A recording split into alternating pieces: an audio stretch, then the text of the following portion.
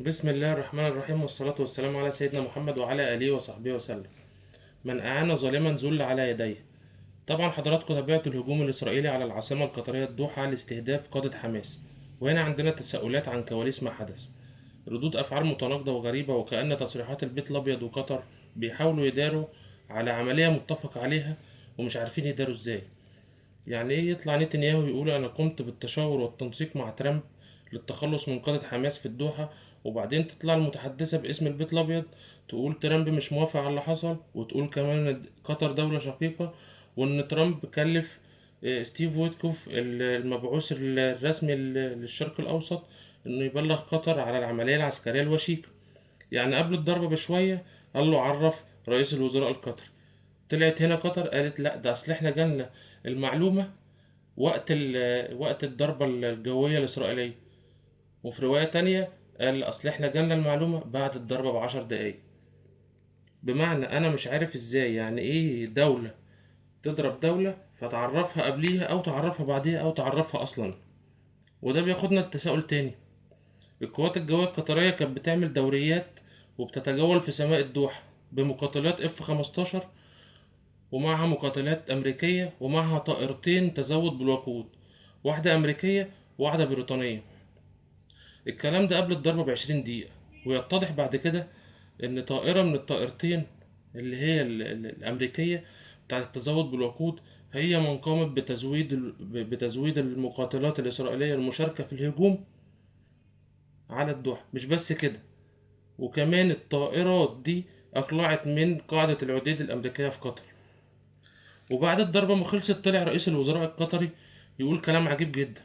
قال شهدنا كيف تعاملت الدفاعات الجوية مع صواريخ إيران، ولكن للأسف إسرائيل استخدمت أسلحة لم تكشفها الرادارات.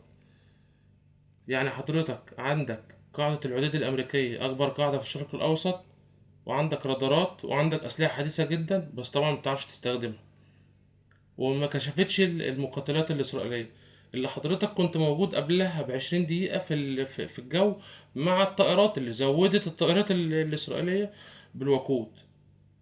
وتقول لي إيران ساعتها أبلغتكم وأبلغت أمريكا إن هي تضرب كام صاروخ في الهواء عشان تنهي اللعبة الكوميدية اللي كانت بينها وبين إسرائيل. وكمان بيقول إن قطر هتلجأ للطرق القانونية طبعا للقانون الدولي. وفي نفس التصريحات بيقول إن المفترض إن الدول المنطقة تقوم بالرد على ما حدث. يعني هو عايز يروح يعمل محضر ويمشي في الطرق القانونية، وعاوزنا كلنا نتلم ونروح نتخانق عشانه. وبرضه مش بس كده، ده كمان طلع تصريح من الأمير تميم أمير البلاد يقول إن الرئيس ترامب أكد تضامنه مع دولة قطر وإدانته الاعتداء على سيادتها.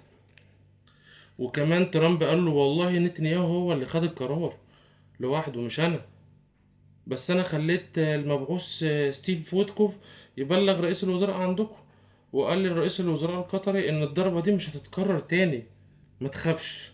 السؤال هنا بقى، هل قطر سلمت قيادات حماس وخانت حماس؟ والسؤال الأخير، هل لو مصر اللي حصل فيها كده كانت الأصوات تعالت وقالت فين رد مصر، لابد من إن مصر تدخل الحرب حالا؟ وفين دول الخليج اللي معاها اتفاقيات دفاع مشترك في مجلس التعاون الخليجي؟ الحقيقة إن كل دول الخليج دلوقتي بتفكر إزاي ما يبقاش مصيرها زي قطر، وهي دي النتيجة الطبيعية للمؤامرات والمخططات لهدم الدول وعمل الفتنة والفرقة.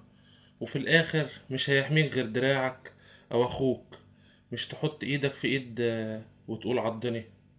اللهم احفظ مصر وانصر شعب فلسطين، والسلام عليكم ورحمة الله وبركاته.